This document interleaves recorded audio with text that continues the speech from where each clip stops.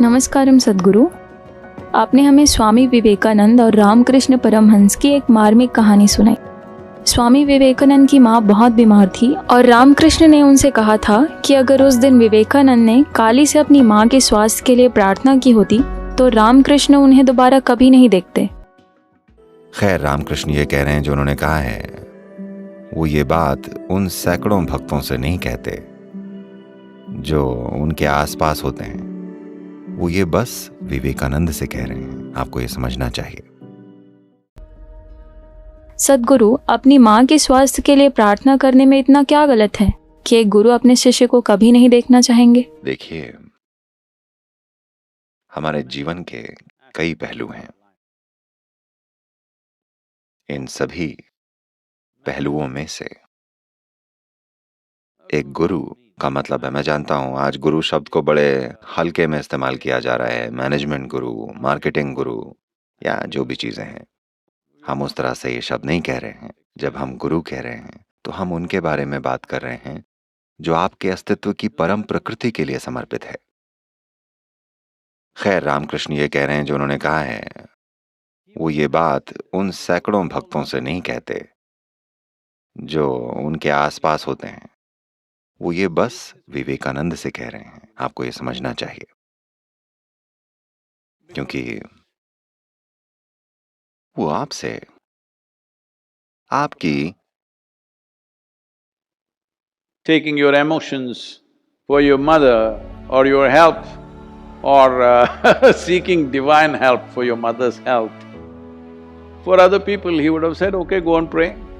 But for Vivekananda, he has set different standards. अपनी भावनाओं को अपनी माँ के स्वास्थ्य के लिए या अपनी स्वास्थ्य के लिए या अपनी माँ के स्वास्थ्य को बेहतर करने के लिए भगवान की मदद में लगाने के लिए नहीं बोलेंगे। शायद दूसरी किसी से वो कहते ठीक है जाओ प्रार्थना कर लो, पर विवेकानंद के लिए उनके मानक बिल्कुल अलग हैं, क्योंकि वो उनसे किसी और की तुलना में कहीं ज्यादा किए जाने की उम्मीद कर रहे हैं। और अगर उन्हें वो चीजें करनी है तो उन्हें कोई मांगने वाला बेवकूफ नहीं होना चाहिए कि वो ऐसे ना हो कि जो देवी के सामने खड़े होकर मांग रहे हैं मुझे ये चाहिए, मुझे वो चाहिए। तो आपकी माँ के स्वास्थ्य के लिए उस वक्त उन्हें पैसों की जरूरत थी, तो वो जाकर पैसे मांगना चाहते हैं। अगर पैसों से काम नहीं चलता तो अगली चीज क्या होती? आप एक चमत्कार की मांग करेंगे। अगर चमत्कार भी काम ना करे तो फिर अगली चीज क्या होगी? आप उनसे मरे हुए को जिंदा करने के लिए बोलेंगे। तो रामकृष्ण एक इंसान के मन के इस क्रम को जानते हैं। शुरुआत में आप मांगेंगे कि मेरी माँ को स्वस्थ हो जाना चाहिए, पर वो बीमार हो गई हैं। फिर आप मांगेंगे मुझे उनका इलाज करने के लिए पैसे चाहिए, इससे भी काम नहीं बना। तब आप एक चमत्कार चाहेंगे, बस ऐसे ही वो ठीक हो जाएं। ये भी नहीं हुआ, उनकी मृत्यु हो गई। अब आप मृत को जीवित करवाना चाहेंगे।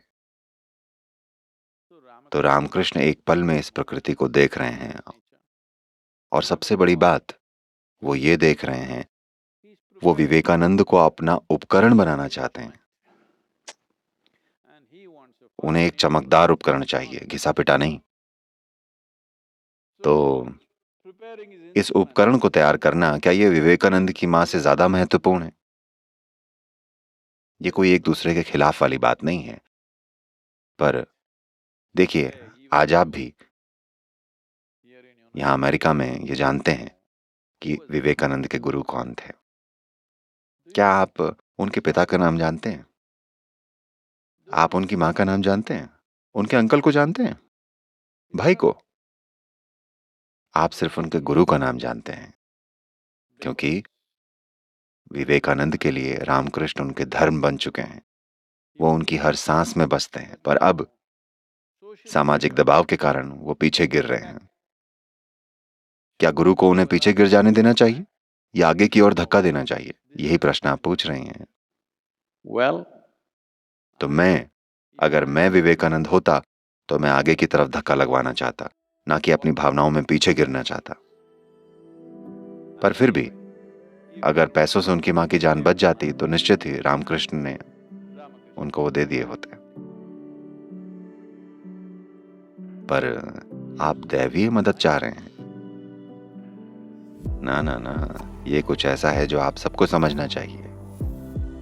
ये मेरे आसपास भी कुछ एक बार हो चुका है कि आपने किसी को एक शक्तिशाली प्रक्रिया में दीक्षित किया और अगली चीज वो चाहते हैं कि अपनी माँ की मदद कर दें या अपने अंकल की या अपने नजदीकी कजिन की थोड़ी सी।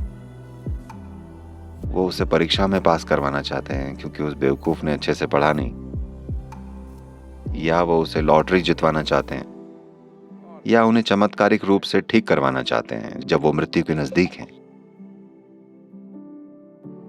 जैसे ही वो ऐसा कुछ करते हैं वो अपने अंदर सब कुछ तहस नहस कर लेंगे।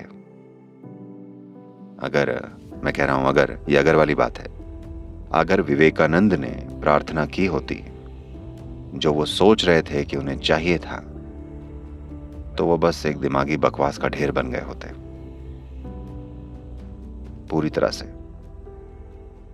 तो ये देखना एक गुरु का काम है कि ऐसा ना हो, पर 21वीं सदी में बड़ा कठिन काम है कि वो सुने।